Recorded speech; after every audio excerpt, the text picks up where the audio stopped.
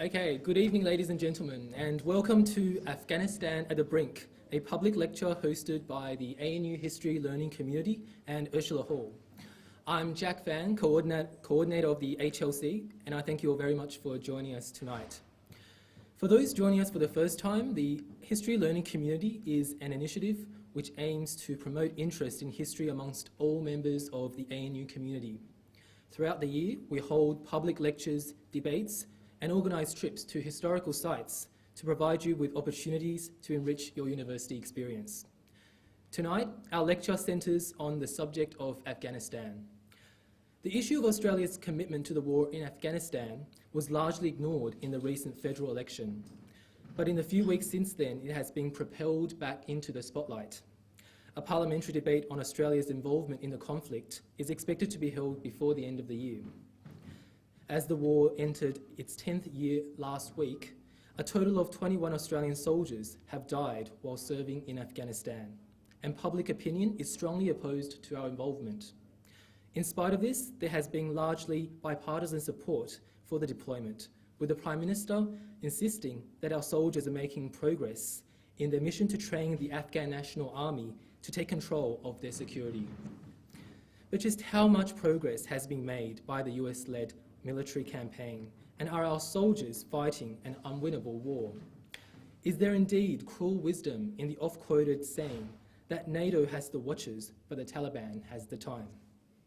To look at the current state of the war in Afghanistan and answer some of these questions, we are very honoured tonight to be joined by a renowned expert in the field, Professor Amin Saikal. Professor Saikal is the Director of the Centre for Arab and Islamic Studies at the ANU and is a specialist in the politics, history, political economy and international relations of the Middle East and Central Asia. In 2006, he was appointed member of the Order of Australia for service to the international community and to education, and as an author and advisor. He is the author of numerous works on the Middle East, Central Asia and Russia, and is a frequent commentator on radio, television and online. We'll have time to take questions from the floor following Professor Saikal's talk, and refreshments will also be provided at the end. But now, without further ado, please join me in welcoming our guest for tonight's event, Professor Amin Saikal.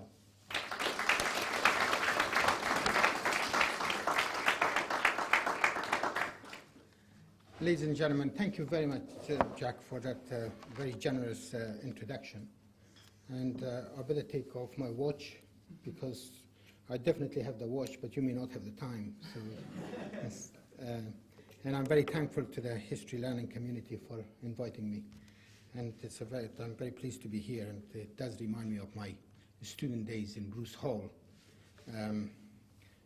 which was perhaps the happiest years of my life, the 3 years that I spent there. My brief tonight is to talk about Afghanistan at the brink. Afghanistan is in a state of crisis.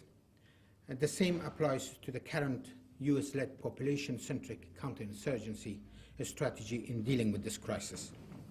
Despite all the human sacrifices made by the Afghan people and the US forces and those of NATO and non-NATO allies, and despite billions of dollars spent over the last 9 years, Afghanistan is still crying out for stability and security. While President Hamid Karzai continues to preside over a corrupt and dysfunctional government, the Obama administration is in a policy disarray over how to deal with the Afghanistan problem. Based on the available evidence, the situation continues to favor the Taliban and their supporters, most importantly Pakistan, or more specifically, its powerful military intelligence agency, the Intra-Services Intelligence Agency, that is ISI. The ISI has worked doggedly ever since the fall of the Taliban to keep the militia alive as a potent force in order to play a determining role in shaping the Afghan political landscape according to Pakistan's regional geopolitical preferences rather than those of the United States and its NATO allies. The United States is now locked in what is shaping up as a quagmire by the day, with an Afghan syndrome in the making, parallel to what the Vietnam War engendered. Several key factors account for the Afghanistan problems. turning the country into a theatre of endless conflict and missed opportunities for the Afghans and the international community. Chief among them are four. The first is the mosaic nature of the devout Muslim Afghan society. Afghanistan has historically been characterized by a weak state and dynamic relations with a strong society. Its population is composed of various ethnic, tribal, linguistic, cultural, and sectarian groups, forming distinct micro-societies, with most of them having extensive cross-border ties with Afghanistan's neighbors. These social and cultural divisions have traditionally made Afghanistan a land of a strong man and have persistently played a critical role ever since the creation of modern Afghanistan in the mid-18th century in attempts at creating national unity and institutionalized process of state building in the country. Although the turbulence of the past 30 years has profoundly affected Afghanistan, the country's micro-societies have remained salient in shaping Afghan politics and society. Since the tragic events of 11 September 2001 and Washington's immediate response to them, these divisions have interacted very favorably with what is now widely recognized as the flawed US-led strategy of intervention to undermine seriously the process of stabilization and reconstruction of Afghanistan.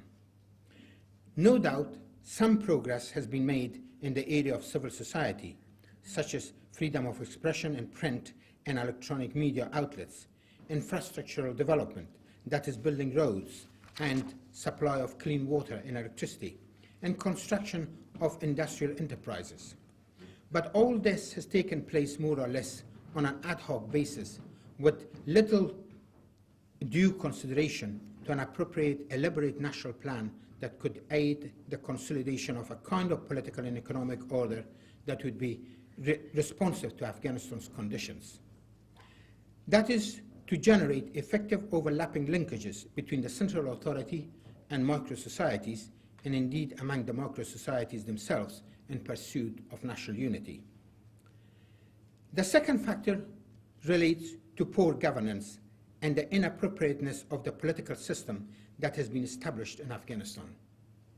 From the start, President Karzai and many of his cohorts found it imperative, under Washington's impulse, to subscribe to a mode of political change that would generate a strong presidential system of government, more akin to the American model than anything else.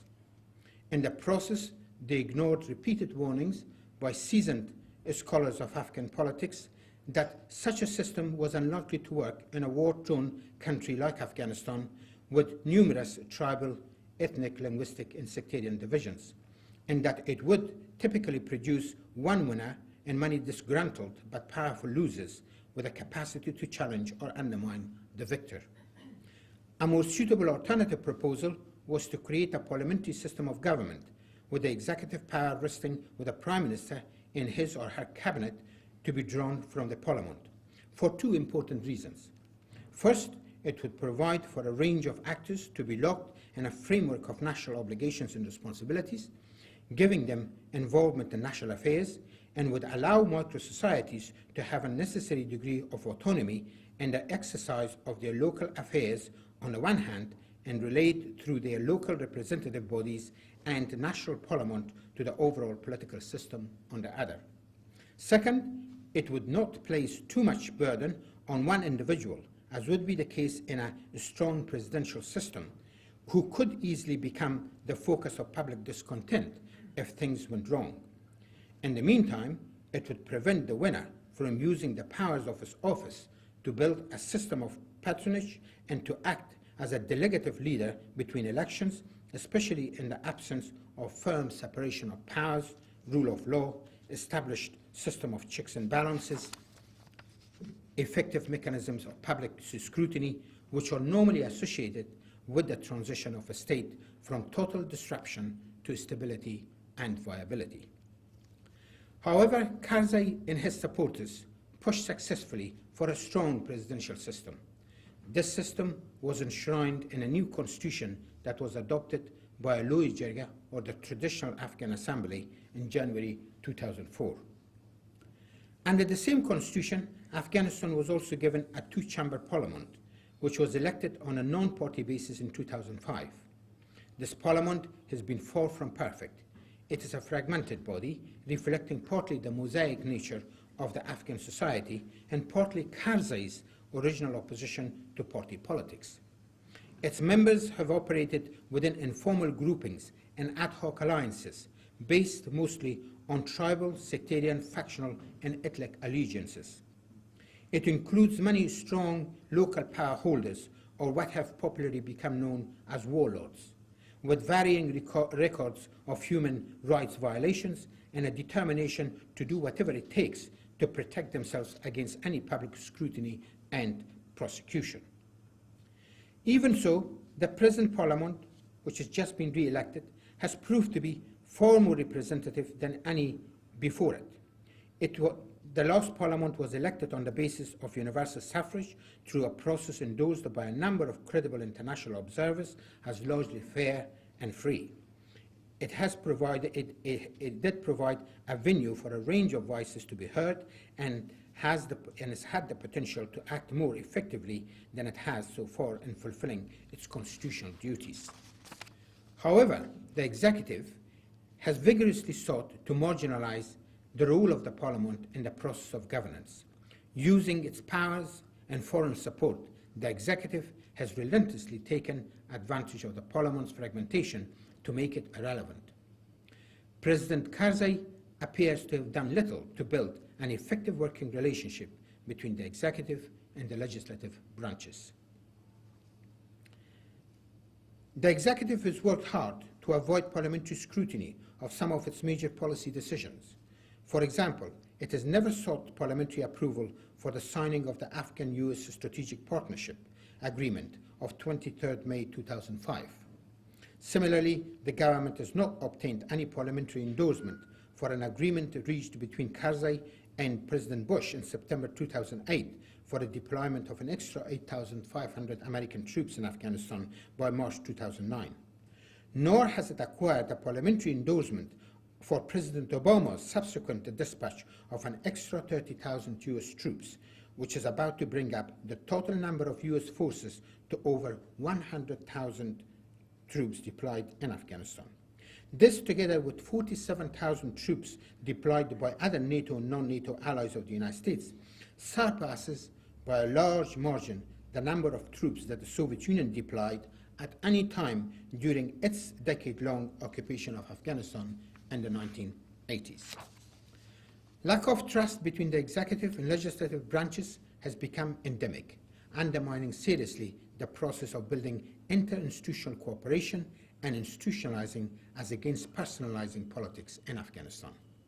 One of Afghanistan's deep-seated problems has historically been that power and political culture in the country have revolved around political personalities rather than political institutions as the foundation for political stability and continuity. Political institutions have risen and fallen with personalities rather than the former governing and regulating the behavior of the latter. When the Taliban were ousted, Karzai, who enjoyed more international support than any of his predecessors in the history of Afghanistan, had a unique opportunity to turn a new page in Afghan history in this respect. Yet, he has progressively acted in ways that have perpetuated dysfunctional Afghan political traditions. Karzai has increasingly acted more or less as another tribal leader.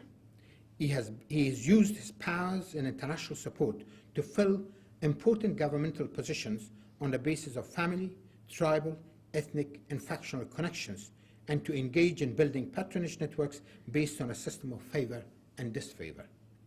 He has surrounded himself with a number of ethnic entrepreneurs who have been more interested in how to protect their positions, trappings of power and privileges for which most of them would not normally qualify, than in what is required to boost national unity, reconstruction, and security. Most of them have acted as self-seeking functionaries rather than visionaries, without much depth of strategic thinking and planning. While becoming increasingly unpopular, Karzai has nonetheless learned how to master the art of keeping himself in power. He has used his office and foreign lodges to buy off and reward those strongmen who are capable of shoring up his position and delivering him votes in the elections, irrespective of their unsavory records. This is how he managed the presidential election of August last year, which was widely rigged in his favour. Although under pressure from the international community, he finally agreed to a second round against his main political rival, that's the former Foreign Minister Dr. Abdullah, who, by the way, visited ANU twice and gave 2 public lectures here when he was Foreign Minister. Karzai ultimately refused to meet Dr. Abdullah's demands for a fair and free runoff. He rejected Abdullah's demands to fire the head of the Electoral Commission, who was accused of being a Karzai crony and involved in the rigging. As a result, when Abdullah withdrew from the runoff, Karzai was declared as the winner by default. Karzai's failures have resulted in highly damaging political intrigues, rivalries, and malpractices permeating his administration at all levels. Serious rifts are now apparent even within his inner circles. Karzai has indeed presided over not only a highly corrupt and dysfunctional government with a very limited control beyond Kabul, but also a very divided and conflict-riddled governing elite. His administration is penetrated by the opposition forces, that is, by the Taliban and their supporters, and various foreign intelligence services at both civilian and military security levels. Meanwhile, his government has lacked a clear ideological direction. It has been unclear about what it precisely stands for. Is it a pro-Western secular democracy with a pro-capitalist mode of development, which can meet the preferences of the United States and its allies, with which a great majority of the Afghan people have not traditionally been able to identify? Or is it a blend of Western and Afghan values and practices, topped up by some Islamic traditions of authoritarianism, which can be very confusing to a majority of the population of Afghanistan? The problems at the elite level are echoed within the population at large, particularly in the major urban centers. Years of turbulence, bloodshed, uncertainty, and unpredictability, which have seen at least 4 different ideological groups seizing power in Afghanistan since the pro-Soviet communist coup of April 1978, have led many ordinary citizens to place a high premium on the art of self-preservation and survival. In doing so, they have engaged in a type of activities which have involved deceitful and corrupt practices. At the same time, external assistance has not helped the situation. A culture of dependency and complacency has come to grip the population, largely due to the involvement of too many state and non-state actors in the Afghan transition in ways that have encouraged the Afghans to look to foreigners rather than to themselves for what they can possibly achieve for their country. As many of these actors have not been driven by altruistic aims, their activities have enhanced rather than diminished the culture of corruption and bribery among the Afghans. The society has become in many ways as dysfunctional and corrupt as the state. The strategy pursued by the United States and its allies has not helped the situation so far either.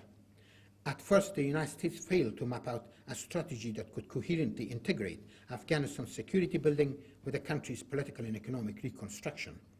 While toppling but not defeating the Taliban and their al-Qaeda supporters, the United States initially deployed only 10,000 troops and its NATO allies 5,000 troops to man the International Security Assistance Force, or what's called ISAF, in Kabul, under separate commands and with little coordination between the two. Whereas ISAF was tasked to secure only Kabul in support of the Karzai government, the US troops, who formed the bulk of what became known as the coalition forces, were focused very much on hunting down al-Qaeda and Taliban leaders. As could have been expected, this level of troop deployment soon proved to be inadequate in a country that had been seriously disrupted as a result of 24 years of warfare and bloodshed.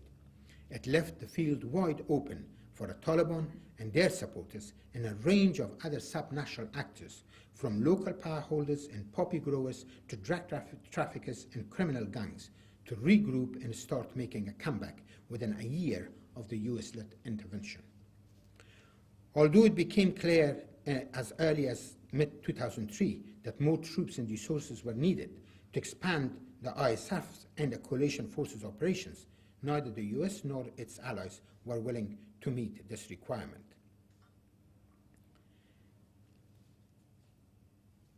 And at the same time, the United States focused its change from Afghanistan to Iraq. On the other hand, the involvement of many of the United States NATO partners in Afghanistan security building and reconstruction was, from the start, a short-term commitment undertaken largely as a way of avoiding sending troops to Iraq, for which they had little domestic support.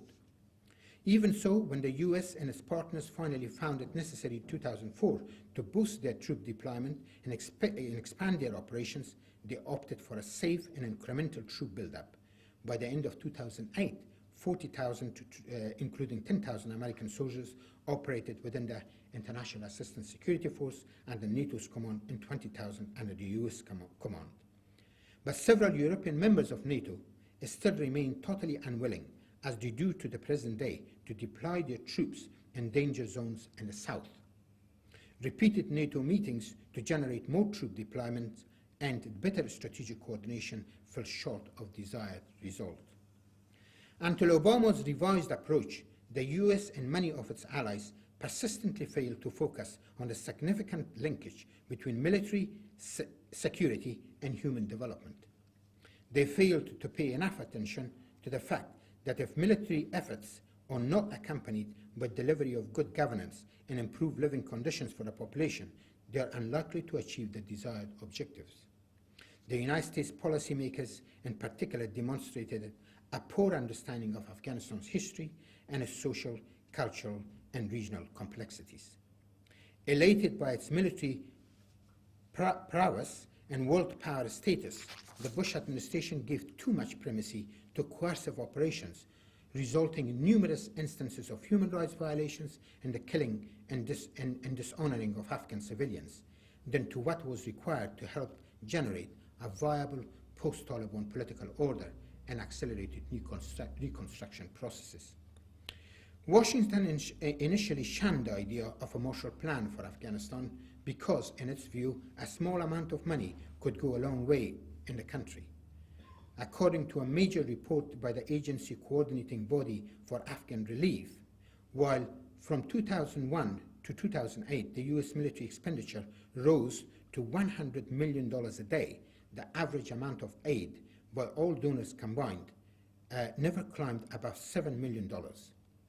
The result was far less investment in the reconstruction of Afghanistan per head of population than was the case with three concurrently disrupted states, Bosnia, Kosovo, and East Timor. This meant that a majority of the Afghans did not benefit from the post-Taliban reconstruction and did not experience a positive change in their living conditions. They therefore had little reason to remain supportive of the Karzai government and its foreign backers. From the inception, the Bush administration conditioned Afghanistan's transformation on the success of the war on terror and Pakistan's partnership in achieving this success, but driven by a view that it should do nothing that could result in the isolation of the nuclear-armed Pakistan, the main sponsor of the pre-11 September 2001 extremist rule of the Taliban. Washington let Islamabad get away with making little structural adjustments in its approach to Afghanistan.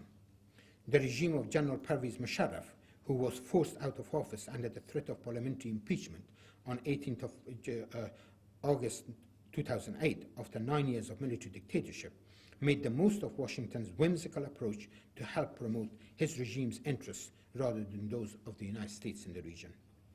While he was showered with massive US economic and military assistance amounting to more than $10 billion by the end of 2007, he continued to provide the Taliban with sanctuaries and logistic and material support. If anything, Musharraf's policies contributed to the rise of another hazardous development, the Talibanization of Pakistan's border areas with Afghanistan, undermining the US and NATO stabilization efforts in Afghanistan on the one hand, and generating a serious threat to Pakistan's stability and security on the other. Under Musharraf's successor, this is the US-backed Asif Ali Zardari, Pakistan's policy approach has not changed much vis-à-vis Afghanistan and the Taliban. The ISI, that's the Pakistan's military intelligence, has continued its support of the Taliban on the understanding that the US and its allies will eventually leave Afghanistan, and Pakistan wants to have sufficient leverage and influence in the country to safeguard its interests as part of a wider anti-Indian and anti-Iranian posture in the region. According to a report released by the London School of Economics in June this year, ISI's relationship with the Afghan Taliban continues to remain deep and substantial. President Obama's population-centric counter-insurgency strategy, which materialized after months of debate and which General McChrystal prevailed against Vice President Joe Biden and the US Ambassador to Afghanistan, Carl Eikenberry, by securing the President's approval for 30,000 additional troops, has certainly sought to address some of these shortcomings. It has placed strong emphasis on institution building and the relationship between good governance, reconstruction, security, and Pakistan's compliance. It has aimed at expanding military operations into the heartland of the Taliban, with an escalation of cross-border operations into Pakistan to target Taliban and Al-Qaeda leaders and their sanctuaries. However, most analysts believe that this change in approach comes too late and is unlikely to remedy the mistakes of the past or to enable the US to draw down its forces from July 2011 with a degree of honor. The United States has kept reassuring the world of its efforts and those of its allies in building the Afghan National Army, police force, and border guard to take on increasing security responsibilities. The Afghan National Army, which has achieved a strength of over 130,000 troops, with a capacity to participate in some operations, is far from being able to engage in any major military engagement without the full support of foreign forces. This is expected to remain the case for some years to come. It suffers from internal ethnic divisions and conflicts. As far as the police force and border guard, the first, that is the police force, has grown to be corrupt and unreliable, and the border guard remains underdeveloped and very poorly equipped to make any meaningful contribution to securing Afghanistan's borders, especially the long and treacherous one with Pakistan. The only security apparatus that is performed with a degree of effectiveness is the National Directorate for Security. But even this, like other instrumentalities of state power and the government as a whole, is suspected of being penetrated extensively by the opposition forces. NATO members continue to disagree about their approach to both Afghanistan and Pakistan. They remain divided over the depth and length of their involvement and the degree to which they could coordinate with the Afghan government and among themselves. They have been confused over not only how to differentiate between core Taliban and non-core Taliban, as well as between the old Taliban and the new Taliban, but also how to stem the tide of opium production in Afghanistan, which made the country the largest producer in the world in 2007-2008, and that continues to remain the case to a large extent to the present day. Although the Afghan poppy production decreased slightly in 2009, for all practical purposes, Afghanistan has become a narco state, which will continue even if the Taliban are eliminated. Today, narcotics form some 50% of the Afghan economy, and the number of Afghan addicts has reached an alarming proportion, with serious long-term social consequences for Afghanistan. Proceeds from opium, heroin production, and drug trafficking have become a main source not only for funding the operations of the Taliban and other private militias, but also for enriching many government officials who have been heavily involved in the industry, including some of members of President Karzai's family. It is widely reported that some of Karzai's relatives and cronies, most importantly his brother Wali Karzai, the head of the Kandahar Provincial Council, have been among some of the main culprits. The Afghan government and outside actors have not come up with a common approach to tackle the problem.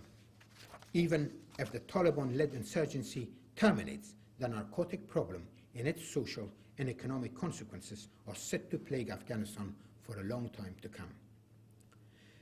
The factors of poor governance, elite fragmentation and corruption, societal decline, and a flawed international, mainly US approach to Afghanistan's transformation have interacted favorably over a period of time to generate space and opportunities for a number of counter-systemic actors. Chief among them is the Taliban, with two noted spoilers on their tail: the Hizb Islami, or Islamic Party, of the former Maverick Mujahideen leader Gulbuddin Hekmatyar, and Al-Qaeda. The fact is that the Taliban, one of whose closely associated group is Jalaluddin Haqqani's network, you may have heard of that, it's a very brutal network that's come into existence, are not the best trained, equipped and led force. The movement is largely made up of self-styled but poorly trained, fed, and clothed jihadis, with only the ISI behind them, and therefore not a world power, as was the case with the US support of for the Mujahideen against the Soviet occupation in the 1980s. The Taliban have become formidable largely because of the very political and security vacuum that the failures of the Karzai government and its foreign allies have generated. The movement and its Pakistani backers have skillfully drawn on these failures at both strategic and operational levels to mount a serious challenge from outside the system. The Taliban's projection of themselves as the forceful defender of faith, country, and honor, as well as provider of better security and living conditions, has increasingly gained wider historical and cultural resonance among the Afghan people. This has been nowhere more evident among the ethnic Pashtuns, to the rival groups of which the Taliban and Karzai, along with many of Karzai's ministers, belong. The more the Karzai government and the US-led strategy have been in disarray, the more the Taliban and their supporters have found encouragement to maintain their resistance. It's against this backdrop and a personal loss of confidence in the ability of the United States and its allies to defeat the Taliban that Karzai has become more intent on a policy of reconciliation with the Taliban, a policy which is now backed by Washington and its allies with an initial pledge of $160 million to enable Karzai to buy off as many Taliban as possible. This is despite repeated condemnation of the Taliban by the US and its allies as an Al-Qaeda-linked terrorist group. However, Karzai's policy of reconciliation has already set off jitters among Afghanistan's non-Pashtun population and has been rejected by the Taliban leadership. The Taliban leadership has insisted that it is willing to talk with the government only when all foreign forces have left Afghanistan, a demand that Karzai government cannot meet, as it would result in the collapse of that government within days. Karzai's approach is further undermined by a fundamental contradiction in the policy action of the United States and its allies. On the one hand, they have favored reconciliation with the Taliban, but on the other hand, they are focused on fighting and killing as many of them as possible. The Afghans, who have traditionally been in the grip of an authoritarian political culture, are now indeed caught generally between two forces. One is the United States and one is the US and NATO-backed Karzai-led corrupt and dysfunctional governing elite that seeks to lead them down a path of secular political change with which a majority of Afghans cannot identify. Another is the Taliban and their associates who want them to embrace radical political Islam as the only viable ideology of salvation.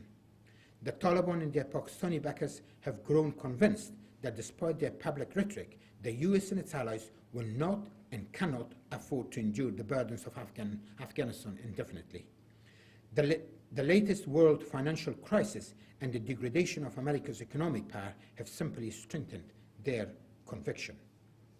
The major challenge now is how to build effective bridges between these two forces, this is the forces of democracy, radical political Islam, in order to generate the right conditions for stability, security, and viability in Afghanistan.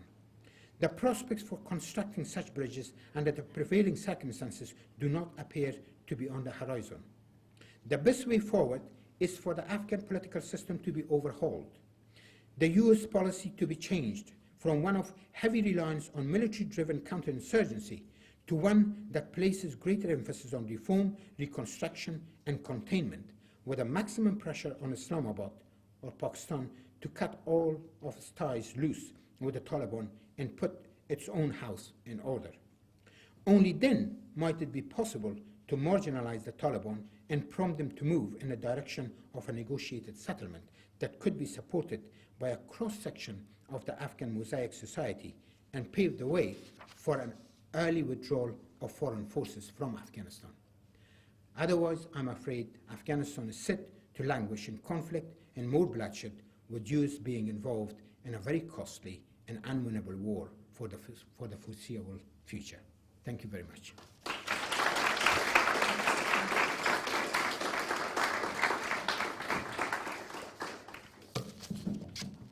Well, thanks very much, Professor Saikal, for such an engaging talk. Are we ready to take questions? Yes, thank you. Yes, gentleman over there. Hi, Professor Saikal. You mentioned Pakistan. Considering reports of Iran supplying weapons and training to the Taliban since 2007 and expelling refugees, and concerns about Iranian influence in Western Afghanistan around 2002, 2004, how would you characterise Iran's involvement, positively, negatively? Well, Iran is very much worried about a number of things. One is that Iran is surrounded by American forces. I mean, there is American troops, there's American deployment in the Gulf, there is American deployment in Iraq, as well as in Afghanistan, and also the United States established long-term bases in some of the Central Asian republics, particularly in Uzbekistan and Kyrgyzstan. And of course, Turkmenistan is also cooperating to a considerable extent with Americans with regard to Afghanistan.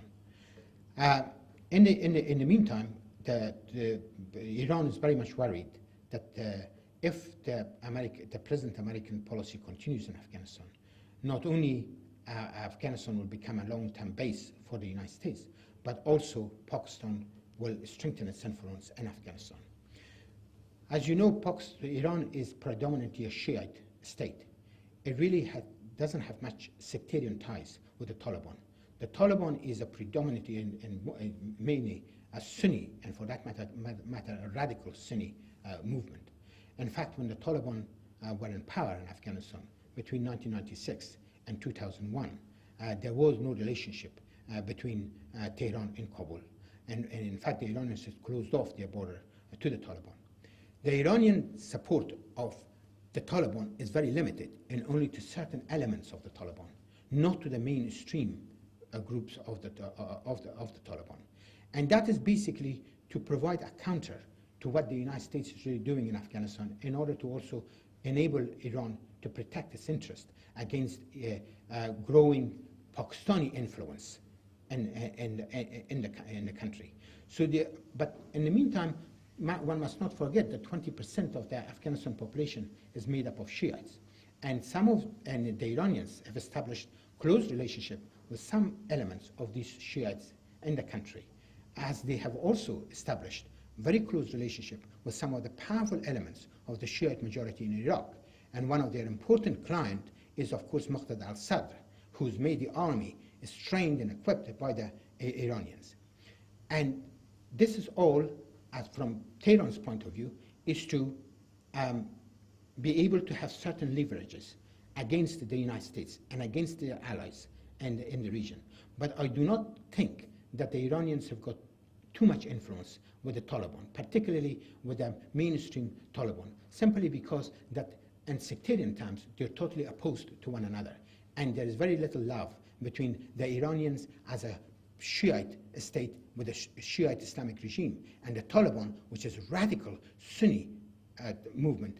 And when they were in power, when the Taliban were in power, they were highly discriminatory, not only against women and against other national minorities, but more importantly against the Shiite population in Afghanistan. And that has not been forgotten either on the part of the Shiite population in Afghanistan or, for that matter, on the part of Iran.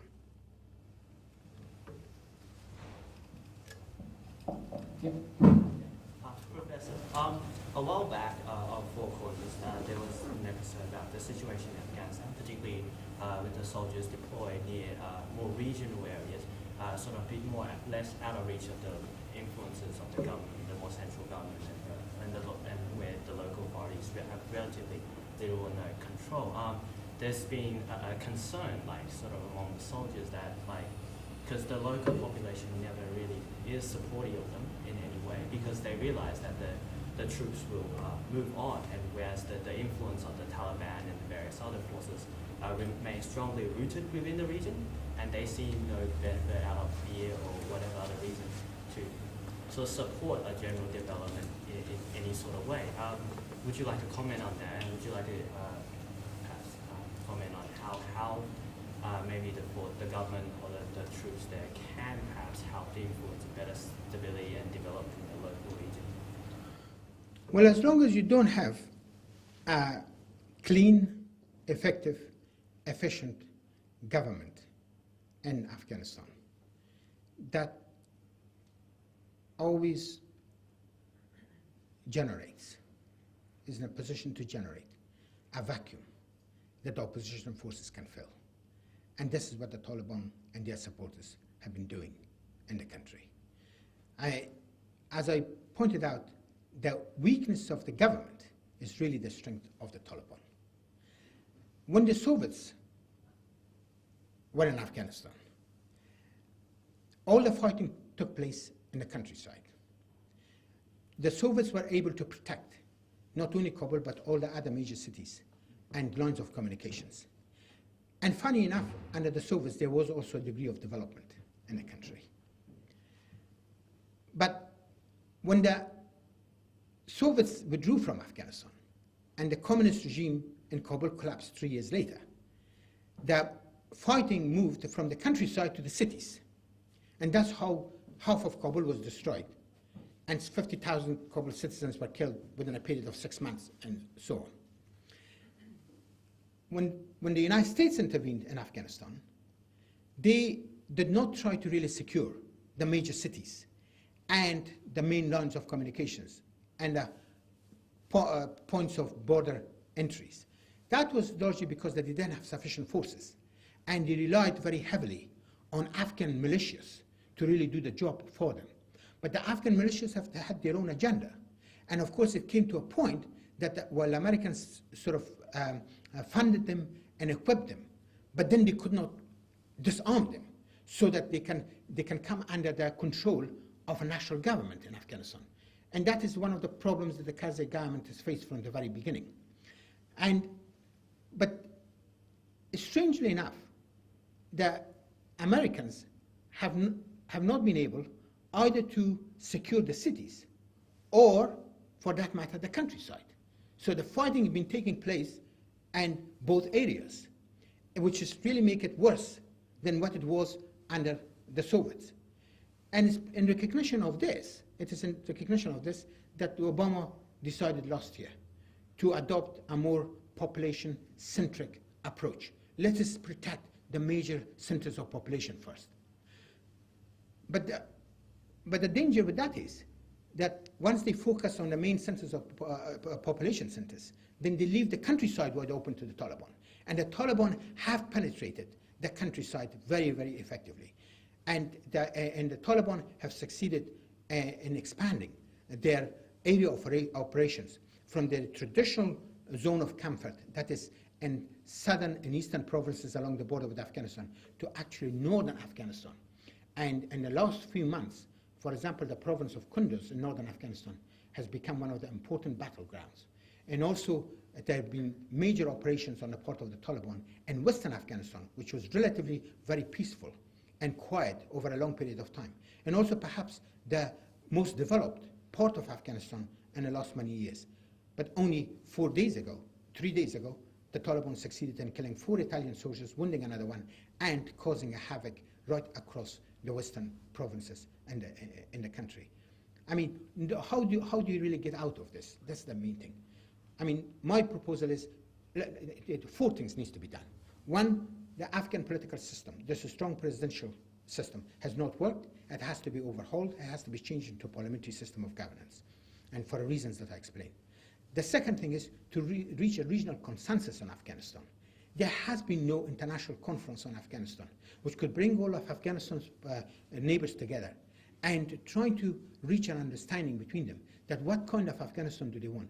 Do they want a stable Afghanistan, which is not necessarily going to serve their interests, but it's not going to be a threat to them either? That is what's really important. That has not been done. And the reason that's not been done, because of the animosity between Tehran and Washington. As long as there's no rapprochement between the United States and Iran, that's not really, the Americans are not going to be forthcoming on this issue. So my proposal is that perhaps now the responsibility falls upon the Secretary General of the United Nations to convene an international conference with the participation of all the 5 permanent members of the United Nations Security Council to bring about a regional understanding on Afghanistan. Because Afghanistan's micro-society, they're all connected to Afghanistan's neighbors. Whatever happens in Afghanistan is going to affect the neighbors and at the same time make Afghanistan very vulnerable to the country's neighbors. And the third thing is that they've got to accept the fact that Afghanistan's sovereignty has to be respected. Afghanistan's traditional way of life, traditional values and practices have to be respected. You just simply cannot send your troops and to tear down the front doors, walk into the Pashtun household, and to see their women and their children and their young daughters and so on. For in Afghanistan, traditionally, what has been really important, 3 things have been extremely important to the Afghan people in general and to the ethnic Pashtuns who form about 42% of the Afghan population in particular, is the religion, that's Islam, the country, and your honor, which is called in Dari Nang. Honor is extremely important. Your wife is your honor. Your daughter is your honor. Your house is your honor. Anybody entering and violating these areas is the biggest insult that you can sustain. And for that reason, I think that there has to be a change in the entire approach. I know that General Petraeus is really trying hard, or before him, General McChrystal was trying to really sort of do something about this. But it's not easy, because you've got 150,000 foreign troops, and they're made up from 43 countries. It's not, and to have all these troops operating under single command, it's not really that easy, and to achieve the objective that you really want to achieve. I mean, that's another problem. And of course, the fourth area that they really have to focus on, how to incorporate the illegal economy into the legal economy of Afghanistan, or at least elements of the illegal economy into legal economy. Like, for example, what has happened in Cyprus. I mean, because at the moment, it's only a very small group which benefits enormously from the illegal economy. And then a majority of the great majority of Afghan people live in abject poverty. You've got to be able to somehow, if you're not going to be able to eradicate poppy growing and stop drug trafficking and all these sort of things, then you have to find a strategy to perhaps incorporate some of the elements of the legal economy into the legal economy in order to benefit a majority of the people. And that has not really happened either. Yes, sir. Professor Saikal, the original reason that the Western forces went in was Al-Qaeda. You haven't said much about the relationship of the present actors to Al-Qaeda. Could you comment on how important Al-Qaeda is within Afghanistan? Well, within Afghanistan, Al-Qaeda is not really that important at all. In fact, the director of the CIA came out only 6 weeks ago to announce that there are no more than 50 to 100 Al-Qaeda operatives in Afghanistan, which is a very small number, really. And to wage a war in the name of countering terrorism in Afghanistan, on the scale that the United States and its allies have waged, it just make a mockery of the situation. Al-Qaeda is totally dispersed. Al-Qaeda does not have a structure anymore. It does not have an organizational structure. Al-Qaeda has become more of a franchise. It's become more of a source of inspiration. It is the methods that Al-Qaeda has established, which others could emulate. But Al-Qaeda leadership itself has no, in other words, Al-Qaeda has lost its command and control. That's no longer there. And it's certainly not in Afghanistan. If there are Al-Qaeda operatives in Pakistan, certainly on the free tribal belt between Pakistan and Afghanistan. But that's where the American operation should really focus on. But of course, that's not easy for the United States to do that, because the Pakistanis will immediately close the border. Then there will be no supply of goods to the American forces, the foreign forces, including fuel to the country, as we've seen in the last 2 weeks. 2 weeks ago, the NATO helicopters intruded into Pakistani territory, killed 2 Pakistani soldiers, and Pakistan retaliated by closing the Khyber Pass. And as a result of that, Pakistani Taliban were able to target 3 major fuel convoys of the NATO, which resulted in blowing up something like about altogether, I think about 60 or 70 trucks and millions of gallons of fuel. And the Pakistanis are in a position to do these sort of things, and the Americans and of course their NATO allies are very cautious as far as their treatment of Pakistan is concerned. And of course Pakistan is a very fragile state, and if you put too much pressure on Pakistan, it could possibly implode. And then in that case, then the question would be, who's going to inherit Pakistan's nuclear weapons? All those nuclear weapons are very secure. Could they fall into the wrong hands? And of course, this is one of the major concerns of the United States and India. And I'm sure that they've got contingency plans for it in order to take care of that. But at the same time, the Pakistani military, which is the strongest force in the country and the only force capable of keeping Pakistan's 4 desperate national groups, that is the Punjabis, the Sindhis, the Pathans, the Baluchis, and the 5th column, that's the Mahajir together, which have got nothing else in common apart from the religion of Islam. But even in that area, they're divided between the Shiites and the Sunnis, and there's been a lot of sectarian fightings and killings. The Pakistani military is very powerful. It's puppeteered many civilian governments, even it's puppeteering the present civilian government. But in order to protect themselves and to protect their position of power, what they've done, they have scattered Pakistan's nuclear weapons throughout the country, which there's no concentration of the nuclear weapons that either the Americans or the Indians could possibly attack and get rid of them. So that is their way of basically, and of course the Iranians are doing the same thing. They are spreading their nuclear technology, nuclear installations in the country and deep under the ground, so that if there is an attack, they're not going to suffer too much as a result of it. Yes. Dr. Saikal, it seems that no occupying force in Afghanistan has ever been able to fully achieve its objectives. Given the difficulties that you've been talking about, do you think that the US can realistically expect to deliver a free and peaceful Afghanistan, or will they be another in the line of failures? I think not on the basis of the present strategy. No, they're not going to be able to secure a stable and peaceful Afghanistan. Just imagine an Afghanistan without the Taliban. Let's say for a minute that the Taliban are not there, they've gone. Are there the necessary foundation? Have the necessary foundation been built in Afghanistan to transform the country into a stable and peaceful state? No, they're not there. You don't have the governmental institutions, you don't have the political institutions, you don't have the military institutions, you don't have the security institutions, you don't have. They're just simply not there. I mean, whatever has been done so far is fairly cosmetic, not structural. What you really need is more solid structures to be established in Afghanistan. And that has not been really done.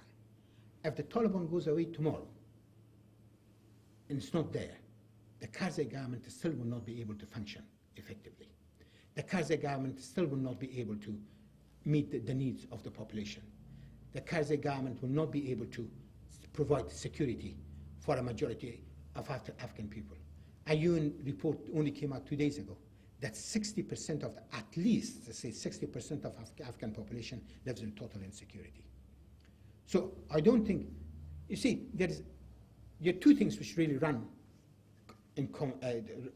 through the American experience in Vietnam, Soviet occupation of Afghanistan, and of course now the American experience of the current American experience in Afghanistan. that in Vietnam, and of course they have never really learned any lessons. In Vietnam, the United States had two big problems. One was that it was not able to secure an effective government. That was one. The second was that it couldn't really sell its invasion of Vietnam or its intervention in Vietnam to the international community effectively. The Soviets had exactly the same problem in Afghanistan. They couldn't get a workable government in place because of factional fighting between the Pashtunis and the Khalqis and all that. And the Soviets could not sell their invasion either to the Afghan population or to the international community. Now the Americans are facing exactly the same problem in Afghanistan, that they don't have an effective government in the country. And at the same time, the domestic support in the United States and in all of its allies countries is declining for the Afghan war. So they're not able to sell the Afghan war to their own populations. But the astonishing thing is that neither the Soviets learned from the American experiences in Vietnam, nor the Americans have learned from their experiences in Vietnam or Soviet experiences in Afghanistan. History does repeat itself, doesn't it? We might take two more questions, so let's go to this gentleman here, and then there. Yep. You've talked about the material support that the ISI and the Iranian government provides to insurgents in Afghanistan. To what extent do they also provide manpower support, or is that more drawn from the Afghan populace itself? And if so, what is sort of the reasons for population joining the Taliban? Well, I think most of the Taliban fighters come from Afghanistan.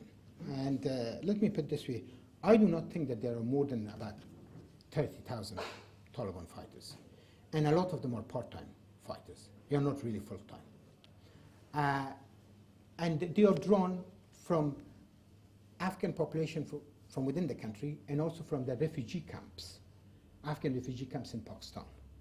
And of course, these refugee, and also the Islamic madrasas in Pakistan. And the Islamic madrasas were initially supported by the United States and by Saudi Arabia and a number of other Muslim countries in order to train the fighters to go and join Mujahideen in their jihad against the Soviet occupation of Afghanistan. But those madrasas continue to function to the present day. And the Taliban heavily draw on the manpower from those madrasas, as well as the refugee camps, and as well as the people inside Afghanistan. What makes the Afghan people more vulnerable to the Taliban rather than to the government? Because the government is thoroughly corrupt. Let me just give you an example. The BBC reporter last year went to Ghazni, which is a province about 60 kilometers south of Kabul, and gathered a number of elders, village elders, to have a shura or a council meeting with them. And they asked them, what do you think of the Taliban? They said, oh, we don't like the Taliban. They're very brutal. And of course, when they were in power, they suppressed us. They suppressed our cultural freedoms, this and that, and so on. And then you ask the question, if you have got a dispute, let's say if you've got a civil dispute, who would you go to for mediation? Because mediation is very common, historically been very common in Afghanistan. You always have to have a mediator. All of them said to the Taliban. And they said, why? You just told me that you didn't like the Taliban, and you didn't want the Taliban to rule you. And he said, yeah, but there is a fundamental difference. When we invite a Taliban mediator, he comes and sits down with us, he breaks bread with us, have a chat with us, recites a few verses of the Quran, and issues an Islamic justice, and solves the problem, and then we all pray together, and he gets up and leaves the place without anything. And if we invite a government official to come and mediate, he will ask for bribe. And we can't pay bribe. And that sums it up, sums up the situation. Dr. Saikal, I have two questions. So the first one is a little bit more complex, and I wanted to dig deeper into your overhauling of the government structure. The first aspect of it is how was the current system arrived at exactly? It was more or less US dictated. Maybe there were several options on the table, but it was largely a US option, was it? That's the first bit. And then the second bit is that you mentioned that, first of all, a parliamentary structure may suit well, but you also mentioned that power centers around personality in Afghanistan. Now, would that indicate that a constitutional monarchy, going with the Afghan tradition of the Shah, would be a suitable system mixed with parliamentary democracy? And would that be viable? And how would that deal with corruption, which seems to be the central issue? That's the first question. Oh. And then the second one's a little bit more simple, in that Karzai seems to be particularly effective at buying people off at this stage. Do you think that his skills in that area will be enough to sustain him after Western withdrawal of ISAF? Well, the process by which they established a strong presidential system was that they set up a constitutional commission. But members of the constitutional commission were handpicked by Karzai, but more specifically by the American ambassador to Afghanistan. At that time, he was the presidential envoy to Afghanistan, and then subsequently became American ambassador to Afghanistan, and then later on he became American ambassador to Iraq, and then U.S. ambassador under Bush at the UN. And he was the Afghan-born Zalmay Khalilzad, a man by the name of Zalmay Khalilzad. He was a self-confessed neoconservative, and he was pushing for a neoconservative agenda in Afghanistan, as well as he did also in Iraq. So what he did, and I knew him extremely well because we went to the same school. We graduated from the same school, but of course we took different paths. I took the poor path of becoming an academic, and he took the path of becoming a policymaker with particularly the Republicans, the Bush administration. And he was the one who really pushed for a strong presidential system. And Karzai just simply embraced it. Karzai had no experience before that. Karzai had not run anything before that. Karzai was the deputy minister and the deputy foreign minister and the Mujahideen for a very short period. Apart from that, he really didn't have any experience in either policy making or administration. And the Constitutional Commission was told, actually, by Karzai and by the Zalmay Khalilzad to really go for basically a replica of the American model. That's what you should really go for. I do recall that at the time when they were deliberating, the Constitutional Commission was deliberating what kind of political system Afghanistan should have. I was in Vaduz and Liechtenstein, and we had a video conference with Kabul. And there were a number of us around the table that we argued that this strong presidential system that you were thinking about is not going to work in Afghanistan, not in a country like Afghanistan. It's better to talk about as either a constitutional federative model or a parliamentary system of governance. Some people have argued that one of the biggest losses of Afghanistan has been the loss of the monarchy, because the monarch had traditionally been regarded as the symbol of authority and symbol of national unity in Afghanistan. There are still people in remote villages in Afghanistan that when you talk to them, they still think that Zahir Shah is the ruler of Afghanistan. They haven't heard of Karzai yet. There are so many remote parts of Afghanistan that they do not have really access to the modern means of communications or to the major cities to work out what is really happening in Kabul or what's happening in the major cities. And of course, democracy is a word, it's a concept totally alien to many of them. One of my former students is working with the Electoral Commission in Afghanistan. Last year, he wrote to me, he said he was before the presidential election, he was in a village talking to the village elders about the values of democracy. And then an old man raised his hand and said, I didn't know that King Zahir Shah is no longer in power, and somebody else by the name of democracy has come to power. So you can just imagine, they haven't really got that understanding. Constitutional monarchy perhaps would have really worked, but it's too late now. It's gone. The monarch is dead. His sons are not interested. His youngest son, yes, he's about 54, 55. He might be a choice, but then again, there are too many sharks around in Kabul that they wouldn't really allow somebody like him to take over. On the question of whether Karzai can buy off many Taliban, I don't think so. Because the Taliban have proved to be very resilient, and the Taliban have proved to be a very more cohesive force than perhaps either the Americans or the their Afghan partners have really thought about it. Simply because that as far as the Taliban leadership is concerned, this is the core Taliban leadership under Mullah Muhammad Omar is concerned, that they have the Americans on the run. They have the NATO on the run. They're all saying we want to get out. Bob Woodward's book has just come out and said that, look, Obama definitely wants to get out. He doesn't want to prolong this war beyond next year. And when this is the music to the ears of the Taliban. As far as the Taliban is concerned, well, we've got them on the run. Why should we really give up now? Why should we really go towards Karzai?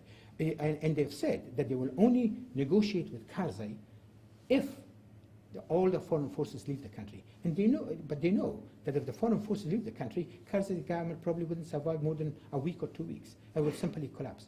But if there is a power-sharing arrangement between the Taliban and the Karzai government, as a result of a reconciliation process, again, the Taliban will win, because the Karzai government is not as coherent as the Taliban is, and they are not as strategic in their overall thinking and approach as the Taliban have proved to be. So therefore, the Taliban will take over. And that will be a real misery for the Afghan people, because they will bring their theocratic rule, the same medievalist theocratic rule that they had instituted before. And that is the way that's the way they know how to govern a country like Afghanistan, and will continue on that path. Okay, I'm afraid that's all we have time for tonight. Please join me in thanking Professor Saikal for what I think has been a really stimulating discussion.